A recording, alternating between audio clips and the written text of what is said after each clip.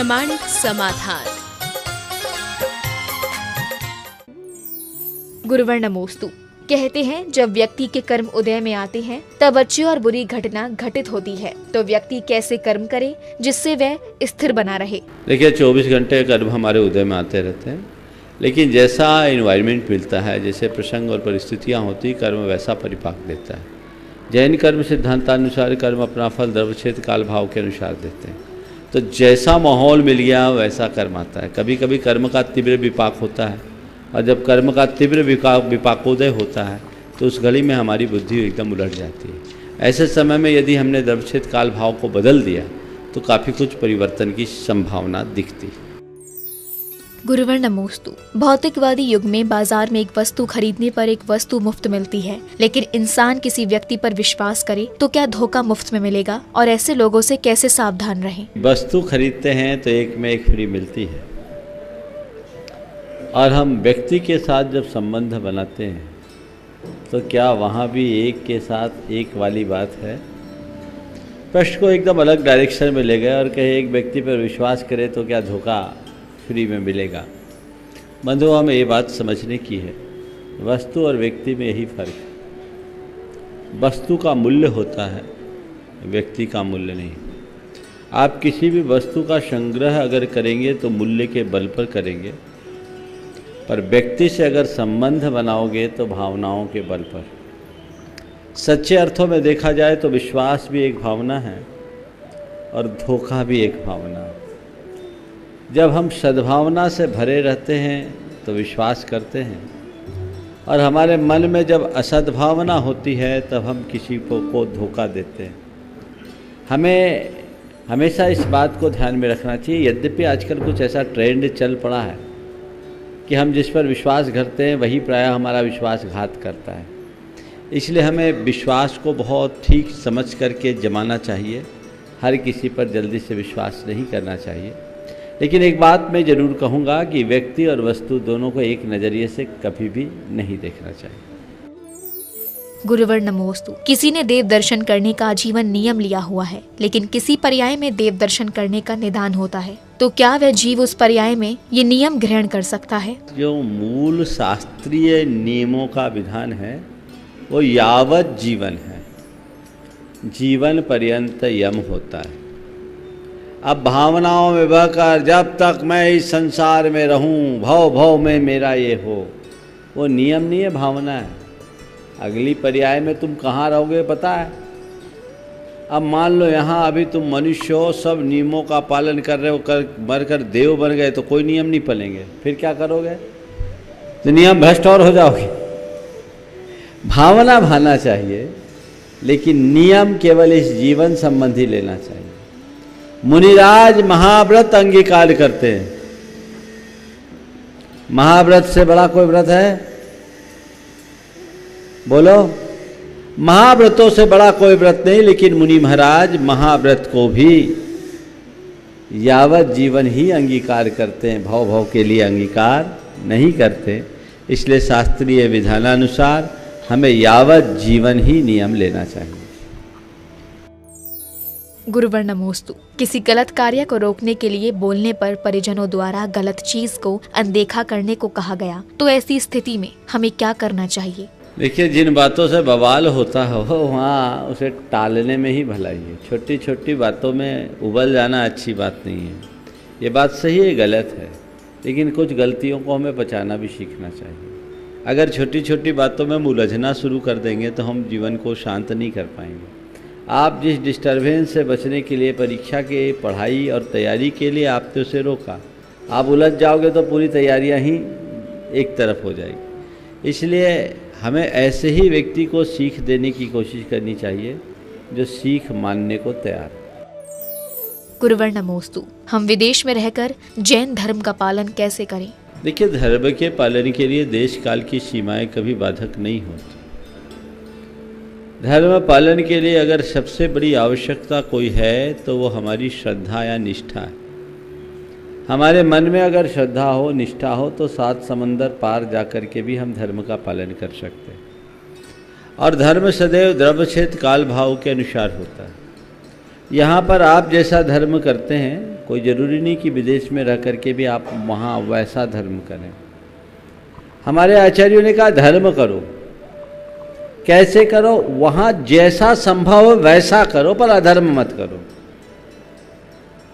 तो आप जितने भी विदेश में रहते हैं, हालांकि मैं तो देखता हूँ मेरे संपर्क में बहुत सारे लोग हैं, सैकड़ों लोग हैं, बल्कि और ज़्यादा, जो विदेश में रह कर के भी जैन धर्म का दृढ़ता से पालन करते। बल्कि मैं ये देखता हूँ कि वहाँ के यंगस्टर्स, प्रोफेशनल्स में यहाँ के लोगों की अपेक्षा कुछ ज़्यादा रुझान भी है। आज भी 10-10 दिन के उपवास तक कर लेते हैं, पूजन पाठ करते हैं और अपने अन्य धार्मिक क्रियाओं को करते हैं। इन्होंने केन्या से पूछा है कि हम वहाँ रह कर के अपना धर्म कैसे करें। सबसे पहला काम, अधर्म मत करो, अपने जैनत्व को सदैव स्मरण में रखो, अपने कर्तव्यों का पालन करो, अपने आचार विचार और व्यवहार में दृढ़ रहो, नमोकार महामंत्र की जाप अवश्य करो, 24 तीर्थंकरों का नाम एक बार जरूर करो, और अहिंसा हमारा मूल धर्म है, उसका मूलतः पालन करो। जैसा हो उसके अनुरूप हर कोई अपने अपने देश काल के अनुरूप काम कर सकते हैं। वहाँ घर बैठे आप सत्संग समागम पाते हैं, और अपने द्रव्य का यथासंभव सदुपयोग करने की कोशिश करें। यदि हम इन सब चीज़ों का पालन करेंगे तो दूर रह करके भी बहुत कुछ कर सकते हैं। मेरे संपर्क में ऐसे बहुत सारे लोग हैं जो अमेरिका में हैं और वहाँ रात्रि भोजन नहीं करते हैं, जमी कंद नहीं खाते। तो ये क्या है? ये हमारी प्राथमिकता है। अगर आपके दिल दिमाग में ये बात बैठ जाए कि मुझे धर्म को प्राथमिकता के स्तर पर पालन करना है, तो शायद ऐसी दुविधाएं ना हो। गुरुवर नमोस्तु। बेदी की कटनी पर जहाँ भगवान विराजमान हैं, वहाँ पैर रखकर भगवान का अभिषेक करते हैं, और क्या प्रतिदिन पाषाण की प्रतिमा की शांति धारा करना क्या उचित है? देखो, अचल बिंबों का नित्य अभिषेक तो होना ही नहीं चाहिए। अचल बिंबों का प्रक्षाल होता है, चल बिंबों का अभिषेक होता है, ये मूल विधान है। अकेजनली अचल बिंबों का ही अभिषेक पूजन करें। और आप अगर वेदी पर चढ़ कर के अभिषेक करते हैं तो आपसे अनजाने में भगवान की आराधना होती है। एक तरफ अभिषेक का पुण्य आपके साथ होता है, दूसरी तरफ भगवान की आराधना का पाप भी आपसे जुड़ता है। इसलिए इस पर आप लोगों को विचार तो करना चाहिए। हमने संकेत तो दिया था, पर थोड़ा सा आप लोगों का मैं देख रहा हूँ अभी तो नब्ज समझ में आ रही है, थोड़ी गति धीमी है। इसे परिवर्तित करना चाहिए। यहाँ ही नहीं, सारे देश में ऐसा परिवर्तन होना चाहिए। सवाल तो दिल्ली से आया है, कई जगह लोग ऐसा करते हैं, ये नहीं होना चाहिए। बार बार अभिषेक नहीं, मूल नायक का या पाषाण की जो अचल बिंब है उनका नित्य अभिषेक उचित नहीं है। अकेजनली ही होना चाहिए, प्रक्षाल रोज करना चाहिए। गुरुवर नमोस्तु। जो धर्म में रुचि नहीं रखते हैं और घर पर मोबाइल टीवी में लगे रहते हैं, तो उन्हें धर्म से कैसे जोड़ा जाए? देखिए, जब तक वो मोबाइल वगैरह का चस्का है उसी से तो दूरी होनी। जब उनका भविष्य अच्छा होगा तभी ऐसी बुद्धि उनकी आएगी। उनके लिए हम वेट करें, बार बार ना कहें। और कहीं कोई निमित्त बन जाए तो ऐसा बदलाव आ सकता है कि पूछो मत। उनको कहो कि देखो, तुम मोबाइल का और इंटरनेट का लाभ ले रहे हो, इसका एक टेस्ट तो लियो। महाराज आए हुए, चलो एक बार महाराज के पास थोड़ी देर बैठ के आओ, उनसे कुछ चर्चा करके आओ, उनका प्रवचन सुन कर आओ, उनके शंका समाधान में बैठो, एक बार टेस्ट लो, शायद तुम्हारे अंदर अच्छा लगेगा तो बदलाव आ जाएगा। उनको इस तरीके से कह करके किया जाए तो परिवर्तन हो सकता। गुरुवर नमोस्तु। कोई व्यक्ति गूंगा, बहरा और अंधा है और वह धर्म करना चाहता है, तो वह व्यक्ति कैसे धर्म करे? देखिए, धर्म करने के लिए आँख, कान और जीभ की जरूरत नहीं है। अभी तो आँख, कान, जीभ के चक्कर से ऊपर उठोगे तभी धर्म करोगे। तो अंधा, गूंगा, बहरा आदमी है और उसकी मन अच्छे हैं तो वो प्रज्ञा की आँख से धर्म कर सकता है। समझ गए? ऐसा नहीं है कि वो हमारी तरह जाप करेगा तभी उसका कल्याण होगा, हमारी तरह प्रवचन सुनेगा तभी कल्याण होगा। वो अपनी आत्मा की आवाज़ सुन ले और हृदय के उद्गार भगवान के चरणों में समर्पित कर ले, उसका धर्म हो जाए। धर्म श्रद्धा का विषय है। एक अंधा भगवान के मंदिर के लिए जा रहा था। रास्ते में किसी युवक ने उसे टोक कर पूछा, भैया कहाँ जा रहे हो? उसने कहा, मंदिर। बोले, क्यों जा रहे हो? बोले, भगवान के दर्शन करने। कहाँ जा रहे हो? मंदिर। क्यों जा रहे हो? बोले, भगवान के दर्शन करने। युवक जोर से हंसा, अरे तू अंधा, तू क्या भगवान का दर्शन करेगा? तेरे पास आंखें कहाँ हैं? तू अंधा, तू क्या भगवान के दर्शन करेगा, तेरे पास आंखें कहाँ हैं? तो उसने कहा ठीक कहते हो भाई, मेरे पास आंखें नहीं हैं। ध्यान से सुनना, ठीक कहते हो भाई, मेरे पास आंखें नहीं हैं, भगवान तो आंख वाला है, यदि वही मुझे देख लेगा तो मैं निहाल हो जाऊंगा। समझ गए? जिस व्यक्ति के पास ऐसी श्रद्धा होगी वो आंख खोल करके भी वह सब पालेगा जो आंख वाले नहीं। गुरुवर नमोस्तु। जब हम क्रोध करते हैं तब हमें क्रोध तो दिखाई देता है और उसका निवारण भी कर लेते हैं, तो हम अपने मान को कैसे देखें? देखो, मान की पहचान की एक कसौटी दे रहा हूँ। हालांकि क्रोध को लोग बुरा मानते हैं, लेकिन मान पत्र चाह करके मान पत्र चाहते हैं और मान पत्र मिल जाए तो छाती फुला लेते हैं। मान की कई सीमाएं हैं। मान मनुष्य को बड़ा मीठा लगता है, अच्छा लगता है, लेकिन एक लिमिट बताता हूँ अपने मान को पहचानने की। अगर आप अपने आप को कहीं अपमानित महसूस कर रहे हैं तो समझना ये आपका मान बोल रहा है। बहुत गहराई से सुनना क्या कह रहा हूँ। आप यदि कहीं अपने आप को अपमानित महसूस कर रहे हैं तो समझना ये मेरे अंदर का मान बोल रहा है। आप किसी का अपमान कर रहे हैं तो ये भी समझना ये भी मेरे मान की ही प्रेरणा है। अगर इन दो से बच जाओगे ना तो फिर मान ज़्यादा खतरनाक नहीं है। गुरुवर नमोस्तु। सैद्धांतिक ग्रंथों में स्त्री पर्याय की निंदा की गई है, तो स्त्री पर्याय से मुक्त होने के लिए क्या करें? स्त्री पर्याय से मुक्ति पाने की चेष्टा मत करो, संसार से मुक्ति पाने की चेष्टा करो। धर्म का आलम्बन लो, संसार से ही पार हो जाओगे। ऐसा मत सोचना कि जो स्त्रियां वो अनादि से स्त्री है और जो पुरुष है वो अनंत काल के लिए पुरुष है। आज जितने पुरुषों के रूप में बैठे हैं ना, वो अनंतों बार स्त्री की अवस्था को भोग चुके हैं और आगे पता नहीं कहाँ जाएंगे। और स्त्रियां हैं, कल पुरुष होकर कहीं से कहीं पहुंच सकती हैं। पर्याय दृष्टि मत रखिए, आत्मा को पहचानिए, आत्मदृष्टि रखिए, देहात्म बोध से ऊपर उठिए ताकि अपना कल्याण। गुरुवर नमोस्तु। गुरु के उपदेश को उल्लंघन करने वाले व्यक्ति कितने भवों तक शूद्र पर्याय को धारण करते हैं? देखिए, गुरु की अवज्ञा करना, गुरु उपदेश का उल्लंघन करना एक बड़ा पाप है और ऐसे लोग अपने संसार को बढ़ाते हैं। गुरु द्रोह, गुरु अवज्ञा, गुरु उपदेश की उपेक्षा हमारे संसार को बढ़ाता है। उदाहरण के लिए हम मारीची को देख लें, जो भगवान ऋषभ देव की वाणी की अवहेलना किया, अवज्ञा किया, वो एक लंबे समय तक संसार में भटकता रहा। शास्त्रों में प्रतिनियत भाव तो नहीं बताई कि कितने भाव भटकेगा, लेकिन तय है। हमने बचपन में एक कहावत सुनी है, बुंदेलखंड में बड़ी अच्छी कहावत है कि जो ना माने सयानों की सीख, ले खपरिया मांगे भीख। समझ गए? तो ये एक तो लोक रीति है। फिर गुरु का स्थान तो बहुत ऊंचा है, हमें भूल करके भी उनकी अवज्ञा नहीं करनी चाहिए। गुरुवर नमोस्तु। शादी की सालगिरह कैसे मनानी चाहिए? देखो, शादी की सालगिरह मनाने की आजकल परंपरा है, मनाए। मैं तो कहता हूँ हर शादी की सालगिरह में सबसे पहले भगवान की पूजा आराधना करो और मन में वैराग्य का भाव जगाओ। मैंने 1 वर्ष अपने और बिता दिए भोगों के मध्य, अब मैं वैराग्य की ओर बढ़ूंगा। नियम संयम लो, गुरुओं के दर्शन करो, उनकी शरण में जाकर उनसे मार्गदर्शन लो और कहो कि हमें कोई एक नियम दे, ऐसा मार्गदर्शन दे जिससे हम अपने गृहस्थाश्रम के कर्तव्यों का पालन करते हुए आगे चलकर वानप्रस्थी बने और सन्यास को अंगीकार करें। ये प्रयास है ना।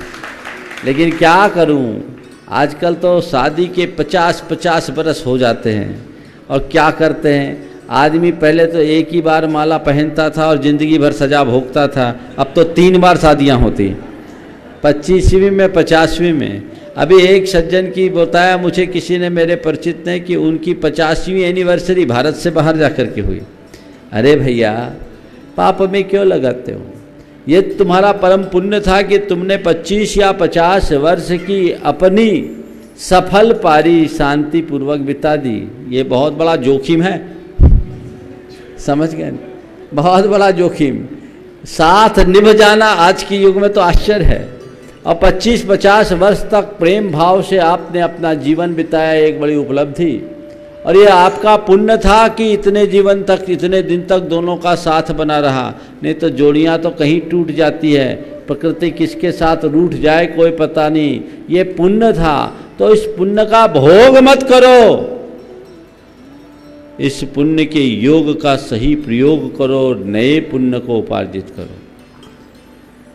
एकदम नियम संयम के क्षेत्र में आगे आना चाहिए। और 25 पूरे होने के बाद तो शील संयम का पालन करना शुरू कर देना चाहिए। जिनकी संतान बड़ी हो जाए, उसका विवाह हो, तो माँ बाप को ब्रह्मचर्य ले लेना चाहिए। घर में एक ब्रह्मचारी जरूर होना चाहिए, चाहे बेटा हो चाहे बाप। उस रास्ते पर निकलो, आगे बढ़ो और वैराग्य के पथ को अंगीकार करो। पूजा पाठ करो, विधान करो, अभिषेक करो, दान करो। लोगों को खिलाने पिलाने में, मौज मस्ती में अपनी शक्ति के अनुसार थोड़ा बहुत करो, तो मैं उसका निषेध नहीं करता। लेकिन एक बात अपने दिमाग में हमेशा रखो कि ये सब पाप में लगने वाला है। मुझे धर्म में लगाना है, मुझे पुण्य में लगाना है, सत्कार्य और सत्कर्म में लगाना है। मैं अकेला पाप नहीं कर रहा हूँ, 50 से पाप करा रहा हूँ। अब तो 200, 500 लोगों को बुलाते हैं और सब जाकर क्या करते हैं, मौज मस्ती करते हैं, उल्टा सीधा कर्म करते हैं और कई प्रकार के अनर्थ भी जुड़ने लगे हैं। ये एकदम आत्मघाती कदम है। मैं सब लोगों को कहूँगा, खुशियाँ मनाइए पर सही तरीके से। ऐसी खुशी मत मनाइए कि कल वह तुम्हें कंगाल बना दे।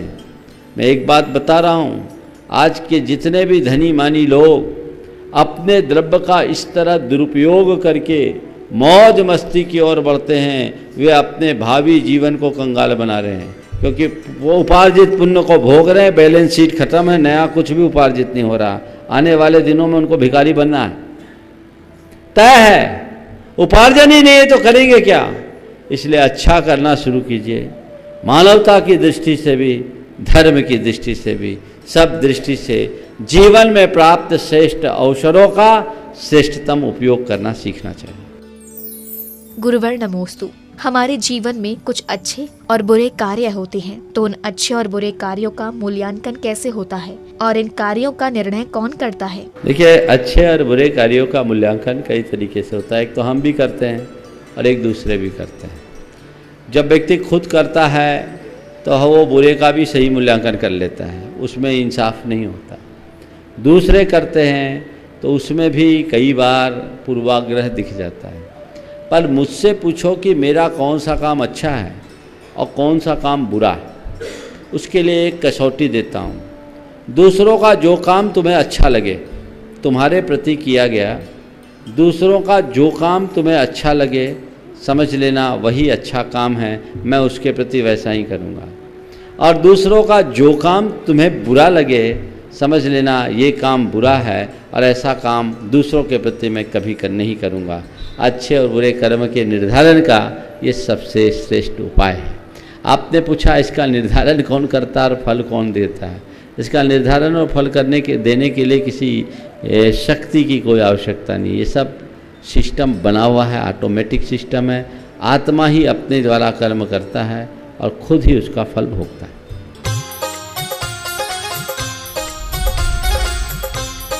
प्रमाणिक समाधान।